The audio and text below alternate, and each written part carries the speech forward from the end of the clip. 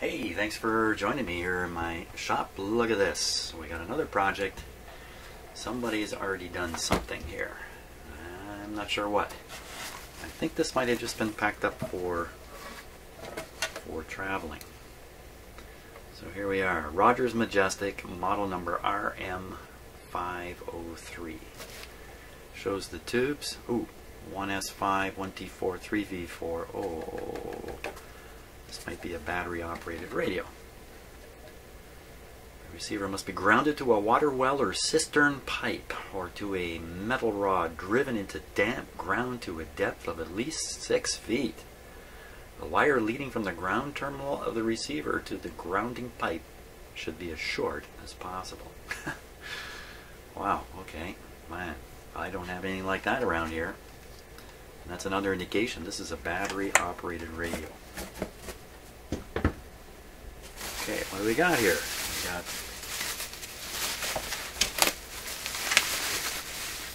what's in here? Ooh, that's the speaker. That's the speaker. And this must be the chassis. I guess this was shipped in this condition. There's all kinds of little parts here. Knobs, brackets, screws. Okay. That's the end of the box. It's in pieces to start. It's usually up to me to make these things go into pieces. That's probably the control knobs. It's probably supposed to sit like this. I guess we got to open this up.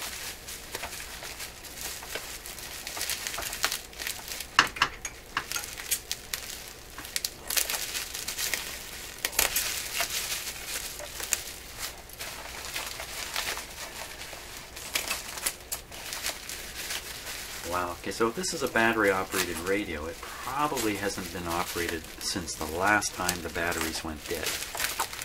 And that would be somewhere around 1951, be my guess. Nicely wrapped up. Interesting use of cloth here. That's not a bad idea.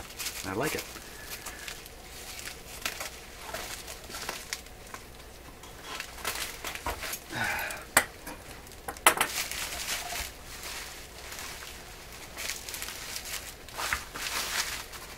Somebody really packed this up.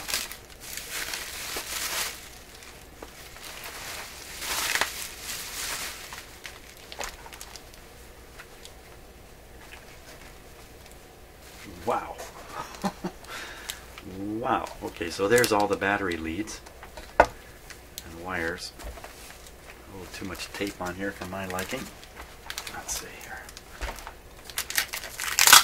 The tubes are not in. Where are the tubes? Where are the tubes? Tubes must be in here. Where are my scissors? There.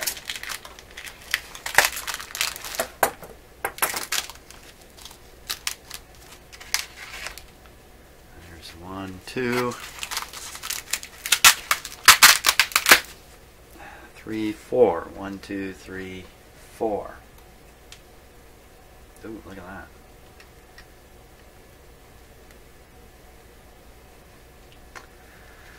Okay.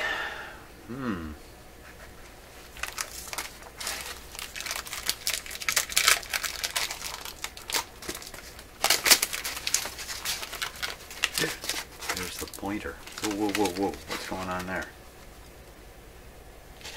Ooh. That's one of the reasons I don't like tape. Sometimes you tape things you better not tape, like the string here. Okay, no problem. Is that where the pointer's supposed to be? Can't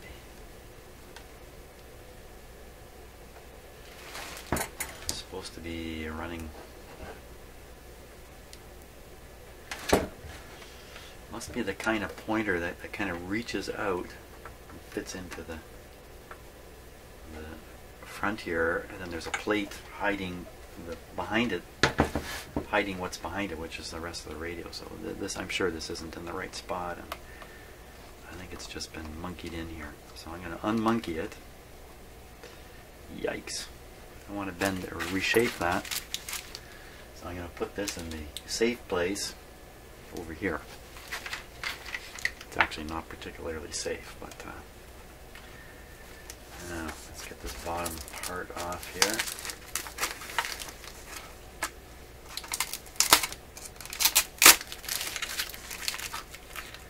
Very thorough job wrapping this guy up, no doubt about it.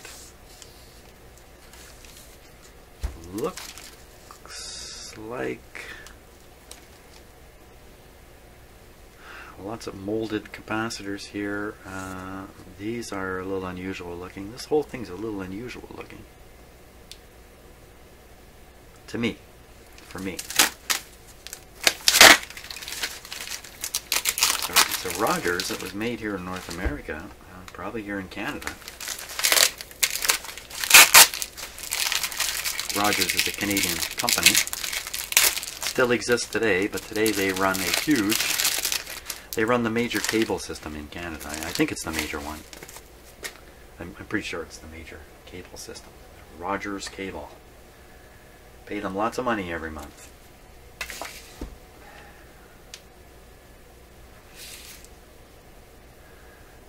Well, there's some very, very unusual stuff here. Whoever designed and built this came from someplace different from many other radios I see. There's components here that look European. All this stuff looks European to me, but then all these, that's what they look like to me. It doesn't mean they are. Big antenna connections in the back.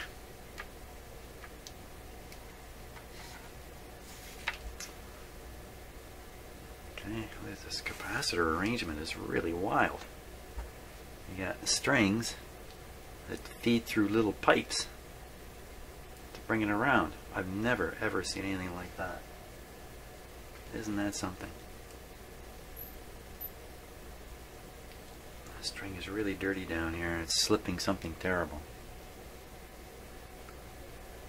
And either there's one long string that makes it all the way out here, or there's two strings. There's no tension.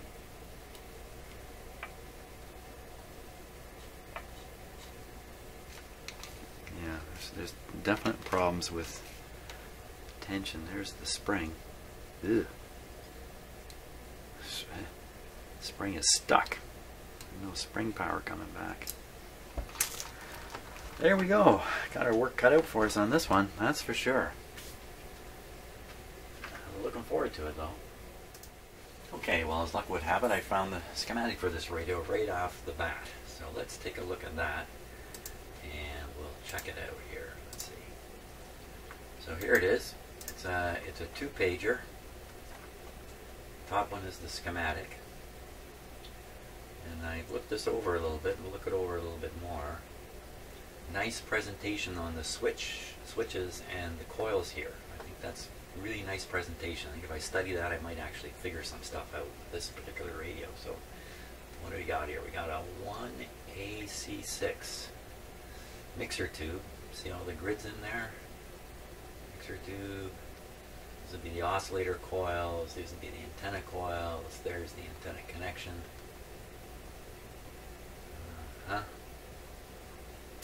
Two IFs as always, one IF amplifier here. Let's see if we can spot the AVC. Well, we'll work our way back on the AVC. So here we are, coming out, second IF into the detector. Excuse me. Let's see a little plate there. We get some DC building up in this line here. That would be the capacitor that controls the AVC. Isolating resistor there. Here we go. Up here, onto the grid. Down here, here.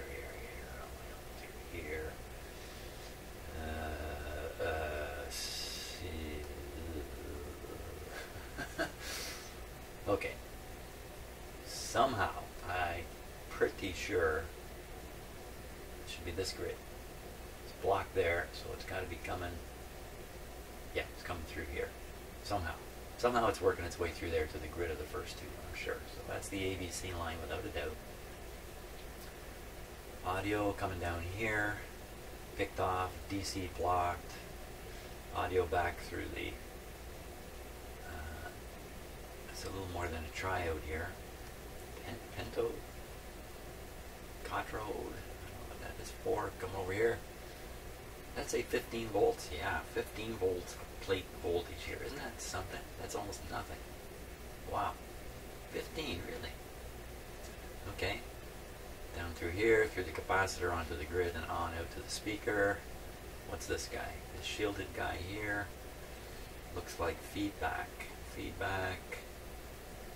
Jammed into the grid here. Why there's a switch here, I'm not sure, but maybe this has a tonal effect on it too. Maybe that's a tone switch or something like that.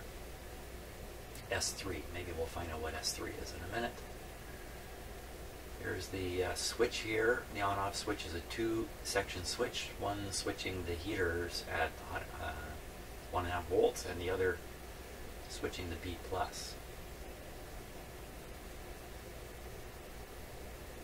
Only switches the B+ to the output tube.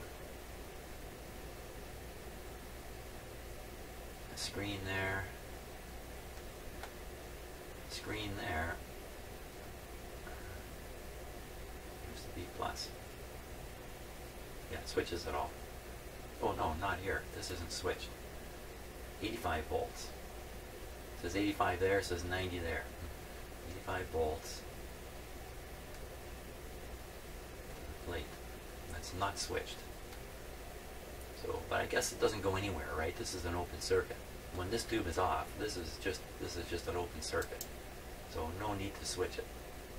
These ones, they must not be open circuits. There must be something in them that can leak some current, maybe even through the filter there. They don't want any current leak because it's a battery set. Offhand, oh look, there's a big capacitor shown here on the way out here on this one screen.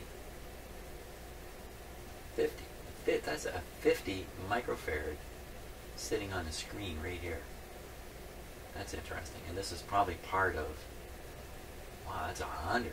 That's 100 microfarads sitting there, 50 here. So it's probably a three-part capacitor here, 50, 100, 50. Okay. That's kind of weird, isn't it? Why these big capacitors on here? It's a DC supply.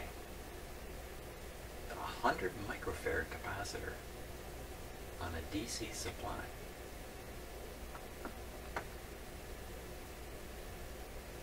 I don't know. I don't know about that. I mean, some of this could be to kill any RF or even audio that's leaking back through the radio. Very surprising. And then, let's see, here's the grounding symbols. Let's follow those around a little bit. Lots of stuff going on to the chassis all over the place. So the heaters are using the chassis in this radio. Right. Okay, and that's the ABC capacitor there. So, other side of these capacitors.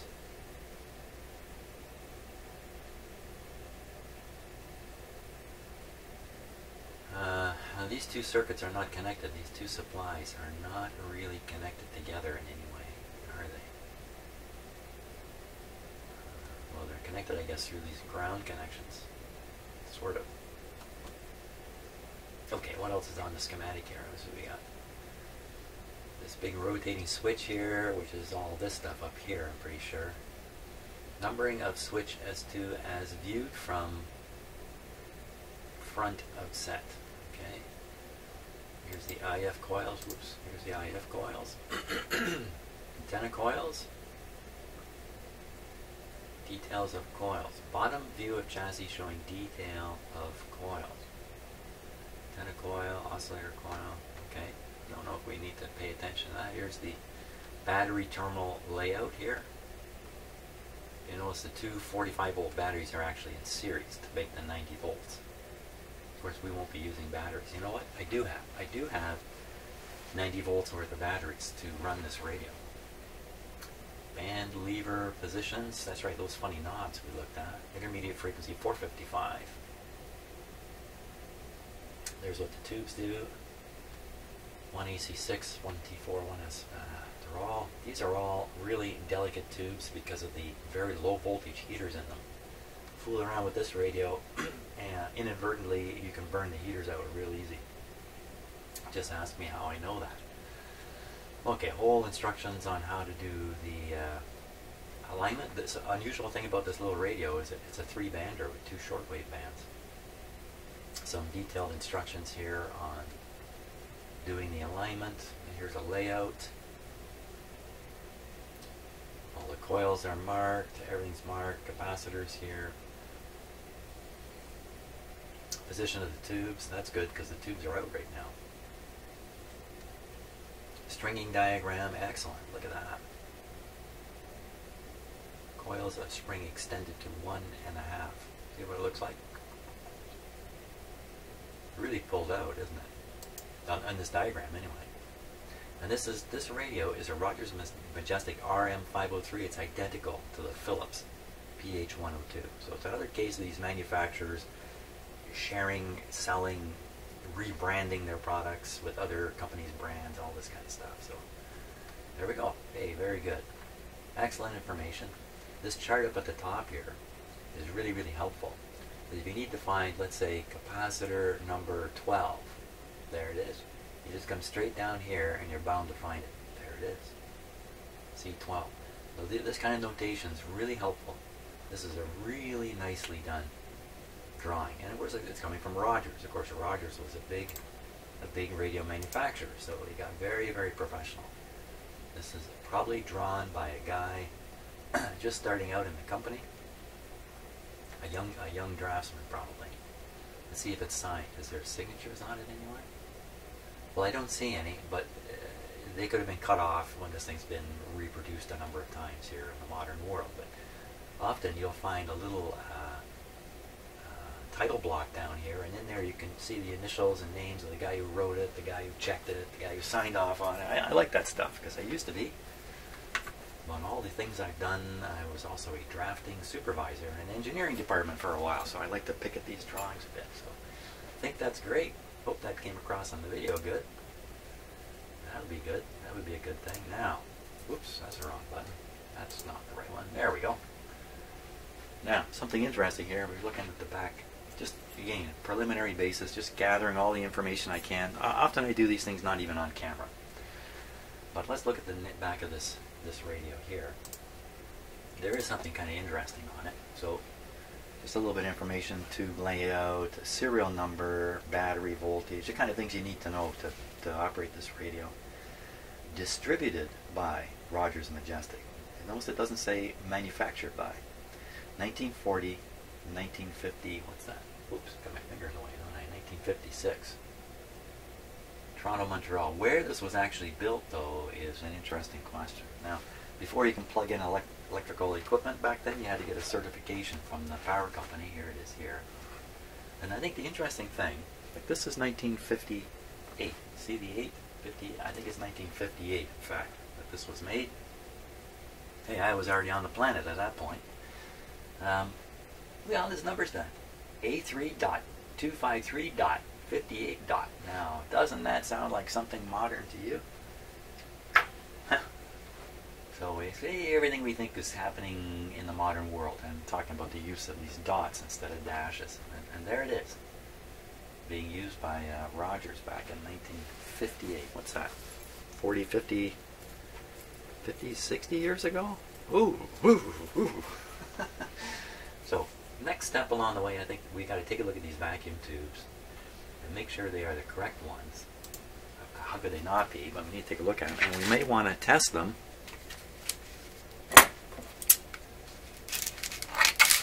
Or maybe not. Let's see. That's a 1T4. good show. Let's say, looks like 1S5.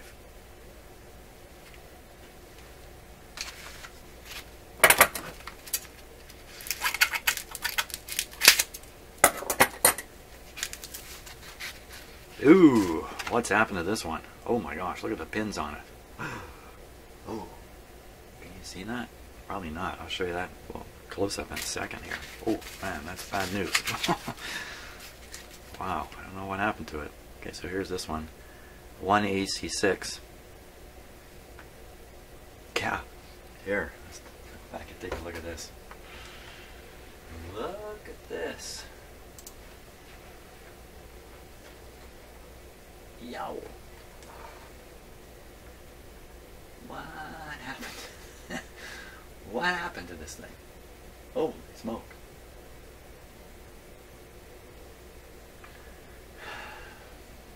Man, I'm gonna... Well, wow, that's really bent. Let's just take a closer look and see if the glass is cracked on it, because that could be the case. It may have cracked the glass on the tube already.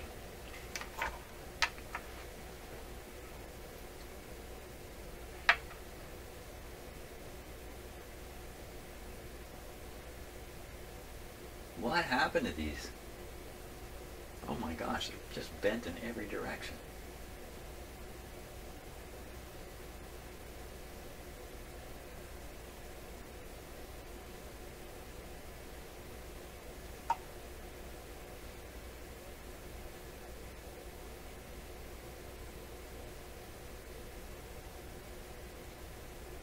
I think it's just some dirt on it there. I don't see any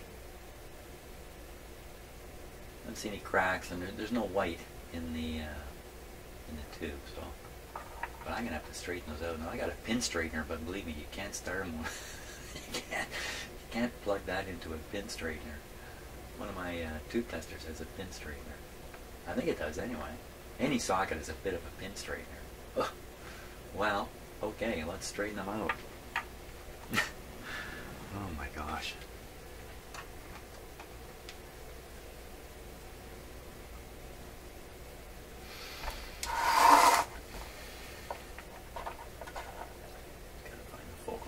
Range here.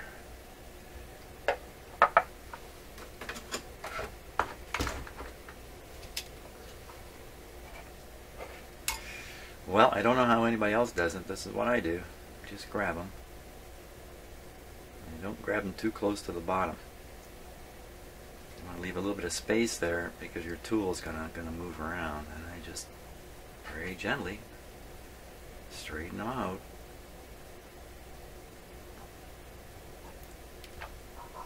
Sort of.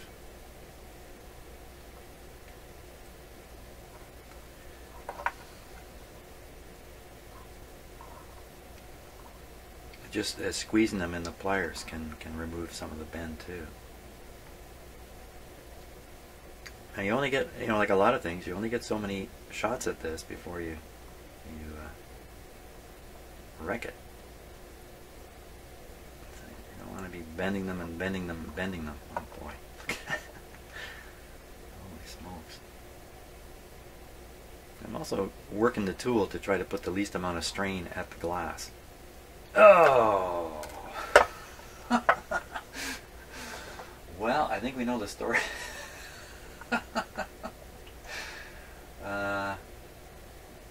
Well, it's pin number...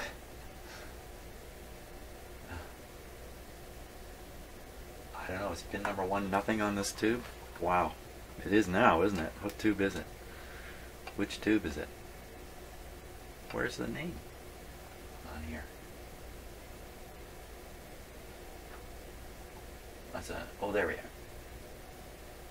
3V4. Oh, this is the output tube also. This is one of the more valuable ones. 3V4. What's that? That's pin number... Pin number, if I'm looking in at the bottom... Oh, I get so confused doing that. I'm okay on sockets, but show me the tube bottom and I can't count them anymore.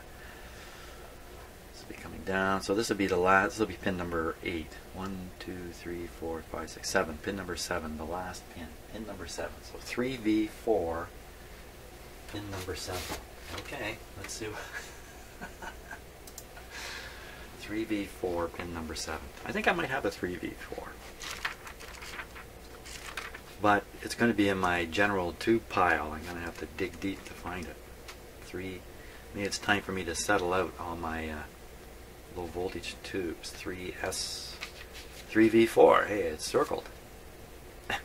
Now, I got this book from a fellow who I worked with way back in the early 80s. He was an older gentleman, close to retirement. One day, and he knew I fooled around with this stuff. One day he came in and he goes, "You can have my tube manual." And he gave me this book.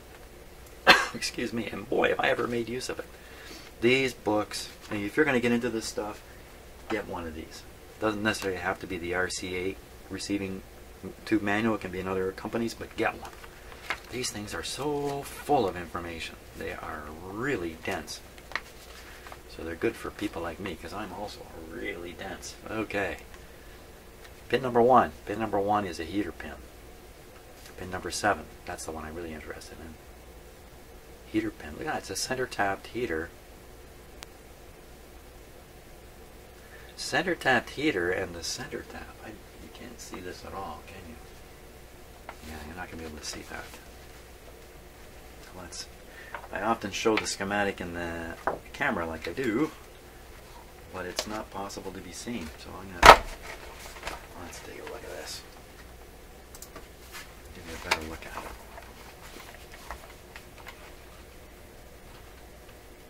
$1.50. That's a good price. Lightweight, compatible battery optic, except for terminal connections. 3Q4 are identical. Bowl feature. Filament mid-tap, so tubes can be used in either 1.4 battery supply or in series with other miniature tubes having a .05 filament. Well, I have to read that a couple times to fully appreciate what they're getting at, but we look here, we see pin 7 is a heater, pin 1, there's a center tap. Well, it may not be in the center now. I know better than to claim these are always in the center. They're in a position designed to provide what? A filament, so tubes may be used either with a 1.4 volt battery supply. Okay, I don't quite follow what they're getting at, but this is not to enable a light bulb. You don't want a light bulb in a battery-operated circuit anyway. That's a waste. The whole radio runs with the same amount of power as a light bulb pretty well. Just curious, that center tap is connected to the suppressor grid. FMG3, grid 3, FM. I don't know what that is. Okay. Amplifier, blah blah blah. Typical operation. Plate voltage 90. You want to give it a whole kit and caboodle here. Control grid voltage about -5 volts. That's about all we need to look at. For cathode bias operation. What? Grid number 1. Oh, that's something else.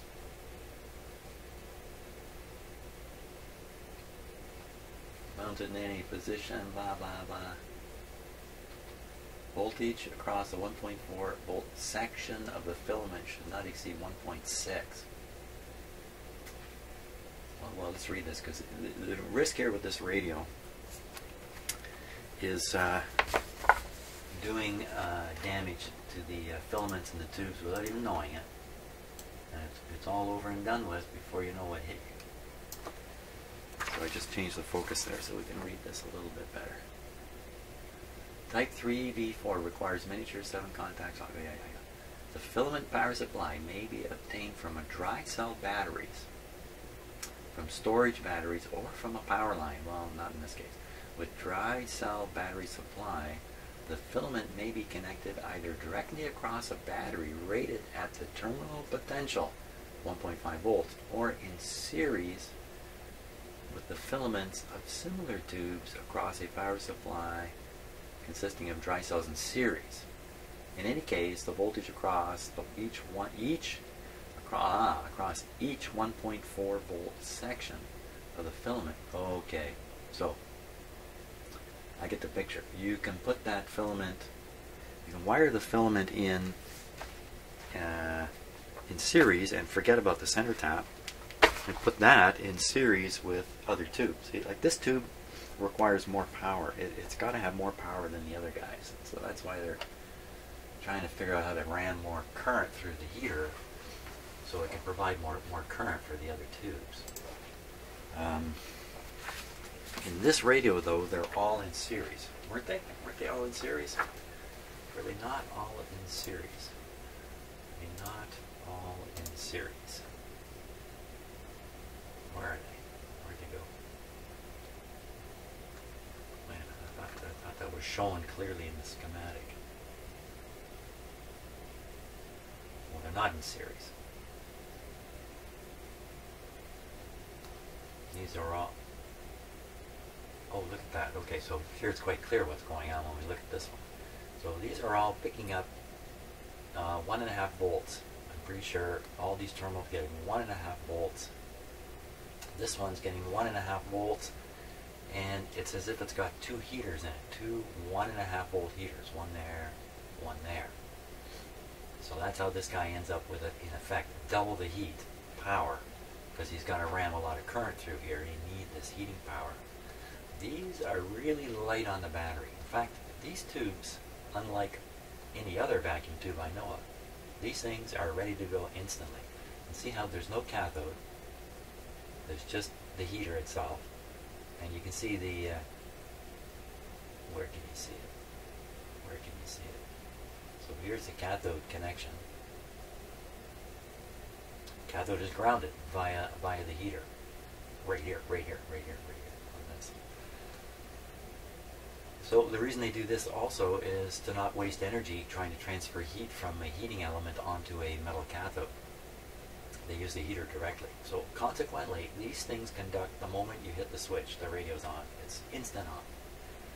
It's a little unnerving if you're used to, tube stuff warming up. So what am I going to do with that tube? We're dead in the water here until I get another one of those tubes. There's no way I can repair that. There's no fixing that tube.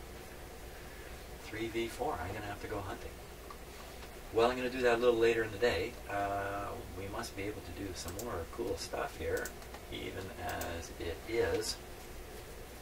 Those were the right tubes, I'm pretty sure. Cool stuff. What cool stuff can we do? So let's look underneath the radio here.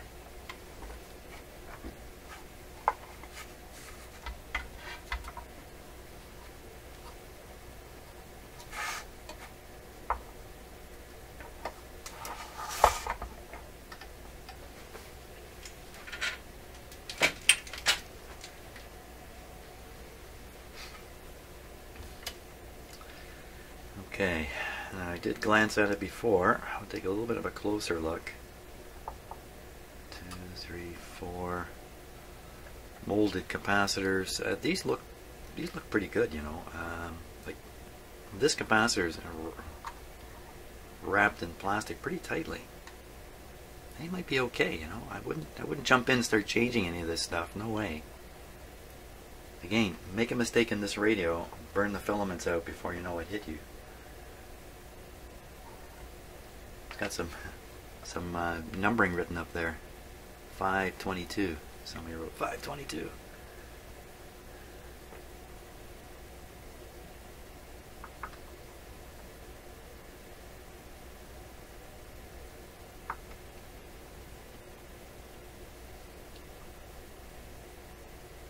Looks pretty easy to work on, frankly.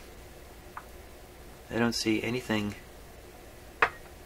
burned or darkened or really bad looking in there. It looks pretty darn good. Now, where's these big filter capacitors that are... there's one there.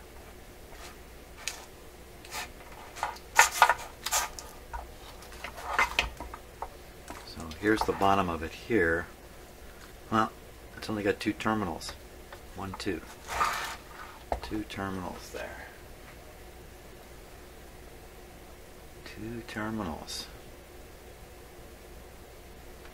Then maybe this is the other 50 here. Words are hidden on it, I guess.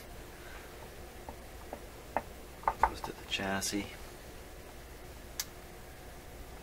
Yeah, there's not much to do in here at all. Oh, this doesn't look right. What's going on? This is all...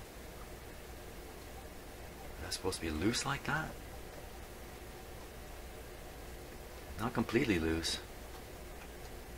But that doesn't look right. It's sliding. Look at that. This is what cheap. Wow, what's going on there? Let me take a closer look at that. The switch looks wonky. A wonky switch here.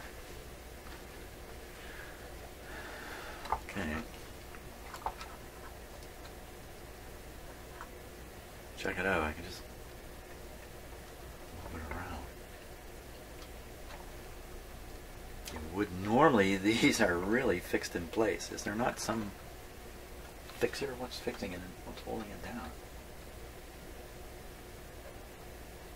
I'm looking for brackets or something down at the bottom of the wafer.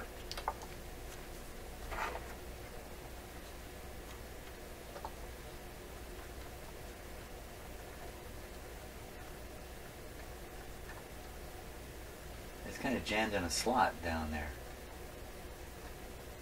It's like tabs go in a slot in the chassis. Or it's just sitting in a slot. Really? That's how they made this? This one's much looser. It's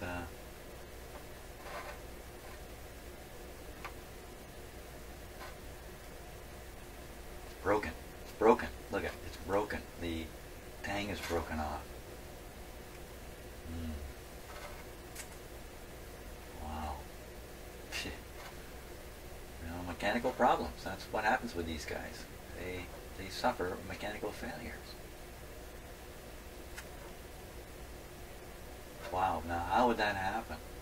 How about the other tab? It's not looking particularly good, is it? Let's see if we can get down there this way.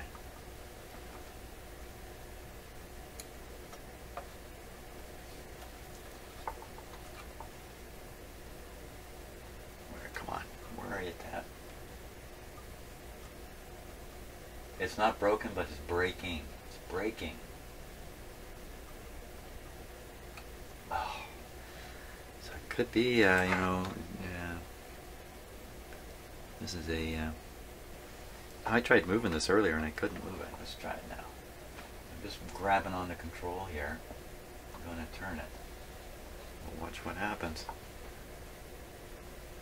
Okay, here we go.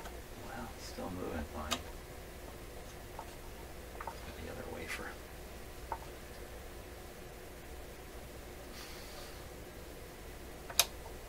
Well, sits in place. Wow. I guess there's just so much junk soldered onto it, or so many wires onto it, that it's being held. I don't know what I can do about that. You know, with that mechanical motion, it's going to tend to want to break some of these wires someday, but I think it'll take quite a while. But we might find this switch is all wonky. I'll take a close look at stuff here while I got the camera in my hand. What about that? Is it?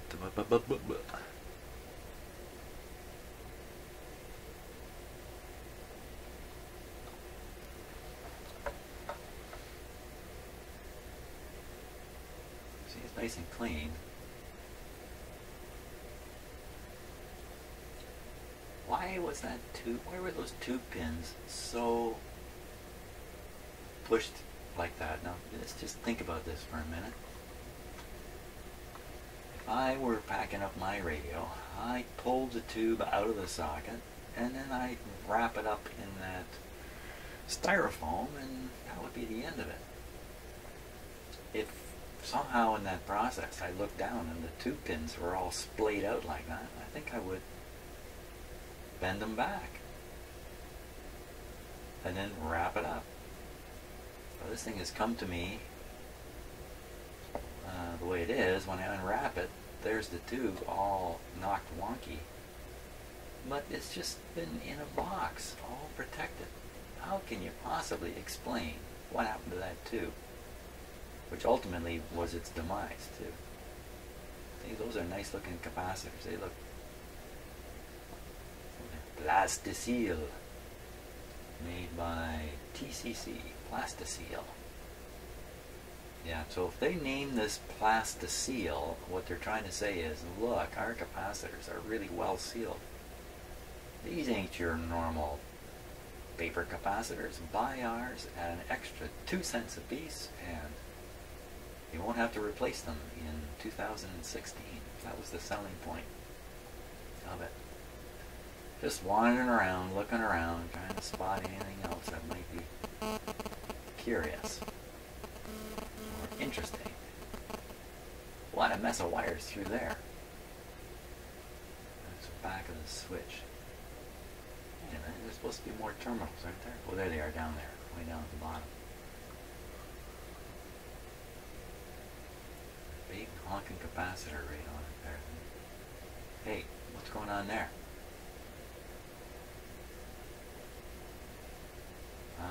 That lead's been cut and resoldered. It looks like the end of this capacitor is disrupted, because the other end doesn't look like that. The other end looks like that. You can see it there. Looks nicely sealed up. This end, I don't know what's going on with it, but it doesn't look quite the same. And this looks like it's been cut and resoldered. I don't know. What else is going on down in that terminal?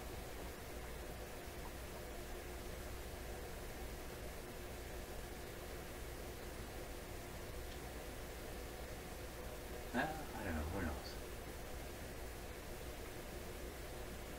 Who knows? Well, I should test the other tubes. No use testing the one with the missing pin. I think that'll certainly fail. Should test the other tubes, though, and see where we're at with this, because it's not going to be particularly, I was going to say it won't be easy, but you know, if this switch is fine, even though it's in bad shape, if it works okay, very strange looking kind of design there, and that the tangs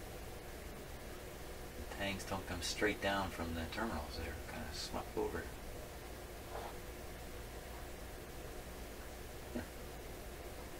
Okay, enough of that. Let's test the tubes and see if we got any more that are ready to bite it. Let's see. Okay, let's double check. I like double checking these things on video. So 1.5 still. Signal is 2. Bias is 0. 7340K. 7340K. 5600, 5600. Sensitivity is set to 40. Plate is set on C. Reject point is 580 Mohs. And then there, F. Okay, so we're still going to see a short when we get over to 1. It says K1 and K2. Okay, when it says K1 and K2, I still have this up here. K1, K2. Tubes shall be tested with toggle switch marked K1, K2 in both K1 and K2 positions. K1, K2 positions. Note, when the tube position of more than one of the K, P, or G toggle switches is specified, it is desirable to throw these switches simultaneously to avoid overloading the tube under test. Holy smokes. Unless otherwise specified, these toggle switches must be kept in the K1, P1, G1. K1, P1, G1. Wow, you know, they just have these little details hidden through these manuals. You know, by the way, do this, do that, you'll burn up your tester. Boy, you got to find those things. 1T4, all set to go. 1T4, just double checking again. 2, 0. 7304K, F1. So okay, here we go, F1. So we'll see if it shows up. I don't see any short showing up. What happened?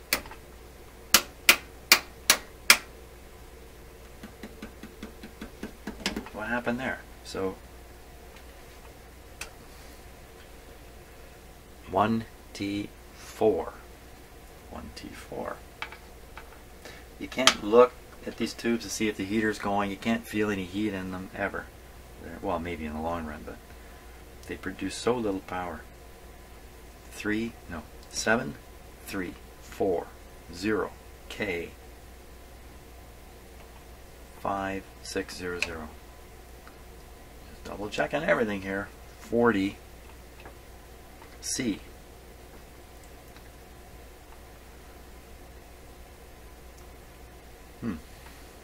Okay. Jam. Heater's not moving in either case. Open heater. How am I ever going to know? This doesn't really tell you that the heater is drawing current.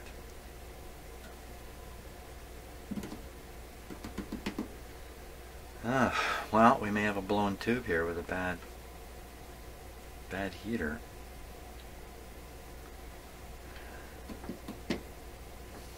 It's not testing anyway. Not only is the leakage test failing to show the short on setting 1, we're getting no rise in the meter when I do the actual test.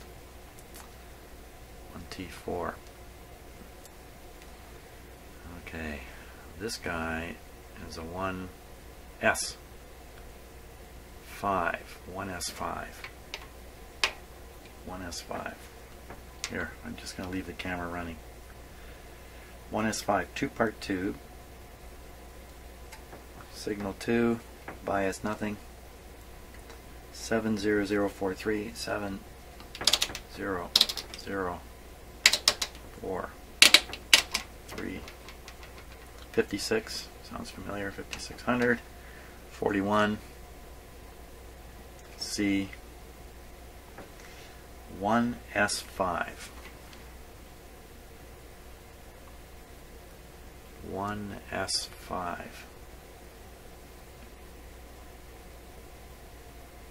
F. So it still has that same thing about it should see a short when I switch this over to leakage test number 1.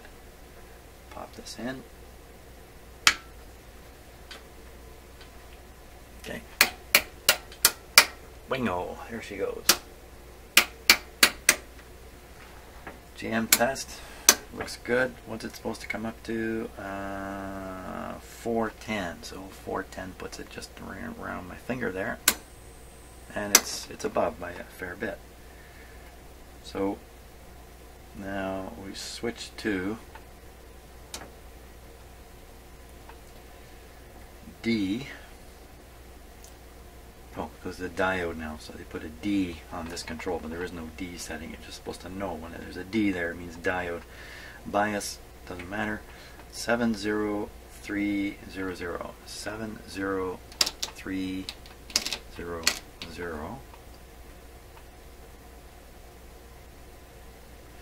06600. 48. A. So this is a diode test. Still should show the short on short test position number 1.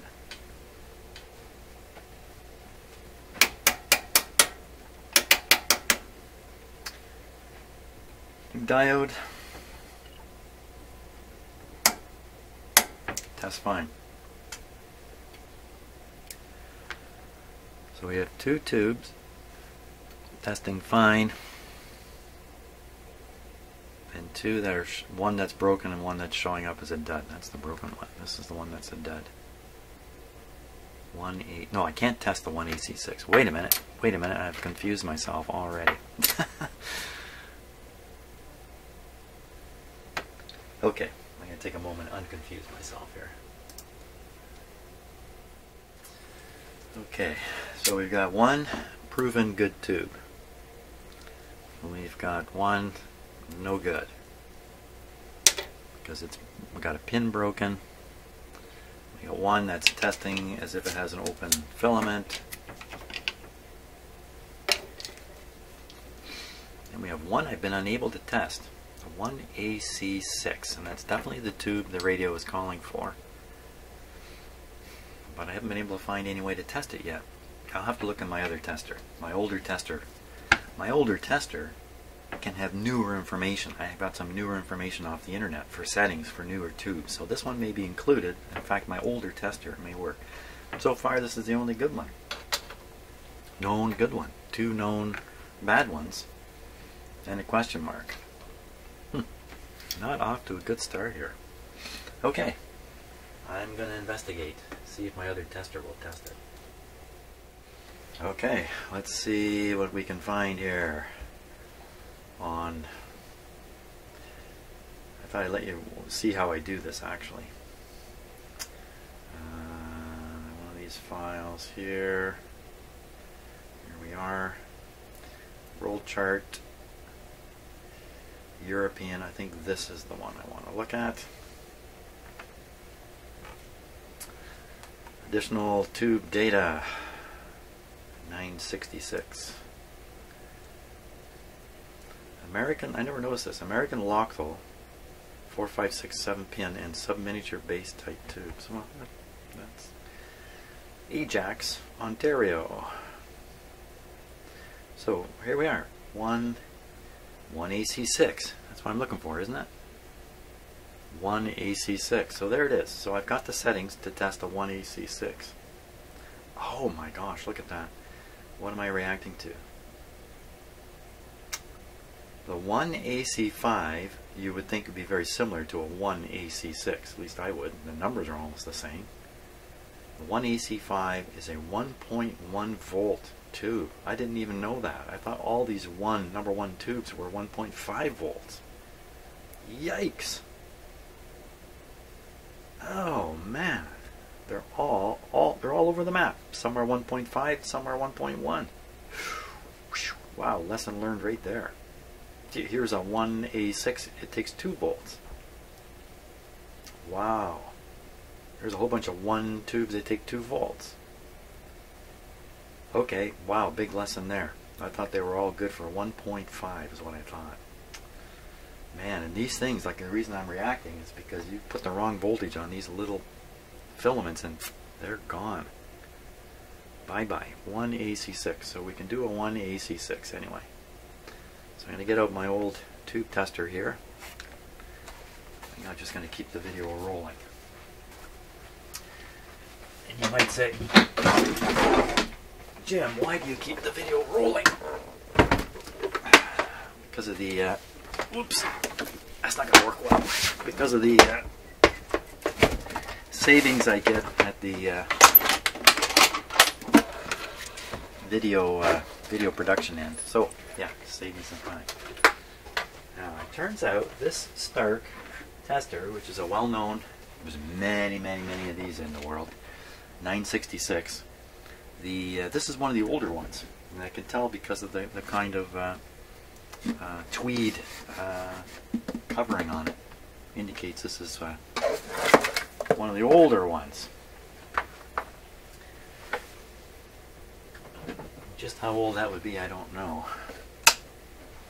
Okay, we'll warm them up. Now, get out my settings here.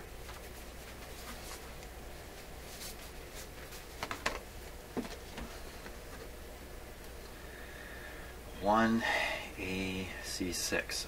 So there's the 1AC6. So what I'm going to do is I'm going to put it right at the top here. I can't get confused. Okay. Filament setting 1.5. Let's get down there right away. 1.5 DX. That's a very unusual set of terminal connections for the filament. DX8616, from my experience anyway. 8616. With a 0 on the end. 33 on the bias setting. 0 on the English. Press P4. Minimum is 380. So if that's not very much. So this is a 3,000 volt, 3,000 unit scale. So 380 is going to be right around here. Not much. Not going to come up much.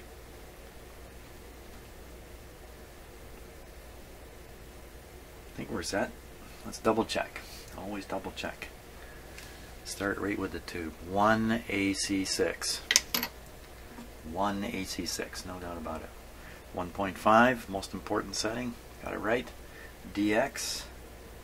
DX. I like that. Next most important setting. 86160. 86160. 33 on the bias.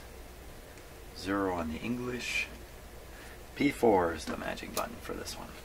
After doing the shorts test. There's no note in here on funny stuff happening on the shorts test. So maybe this tester won't pick up on what the other one picked up on, or it's a different tube, doesn't have a problem anyway. Or the situation, it's not really a problem. 1.5, we plug her in. She's in.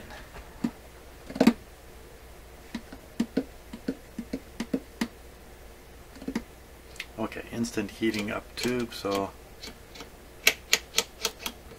uh-oh, short on 5.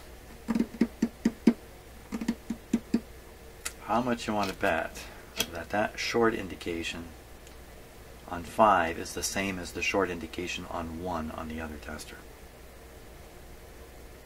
There's nothing said in the manual about it.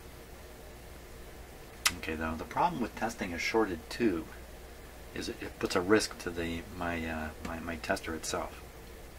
And we're not going to sweat over it. I think and somebody mentioned to me, hey, you haven't done the line adjust for a long time. Let's the line adjust. There we go.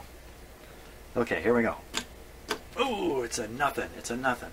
It's a nothing tube. Oh, I don't like it. I don't like it. I don't like seeing a nothing. What have we done wrong? That's my first and best thought. 1 AC6. 1 AC6 for sure. It's very clear on that too. DX, no doubt about it. DX. 8606. 86060. 86160. Yeah, that's right. Okay, I thought I found it there for a minute. 33. 0 on the English. That's definitely the English setting there. Well, I know it is. I've tested 1,000 tubes, not 1,000, but I've tested hundreds of tubes on this tester. Where'd she go? 1 AC, 1 AC6. At least I can test it here. P4. Short. Oh, short's all through it. I didn't see that the first time. It's giving me the heebie-jeebies, and this thing is melting down right in front of me here. Let's try it again. Short, none. Short, short, short, short. And the man says nothing about the behavior during the short test. P4 again.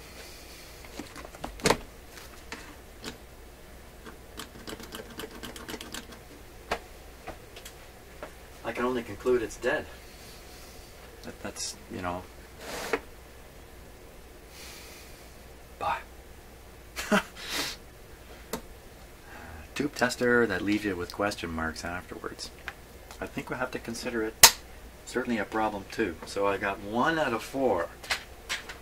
Oh boy. And that, you know, you gotta wonder what. So I take some new tubes, you know, go through the hassle of getting them, stick them in that chassis, switch it on, and back down to 1 working tube again?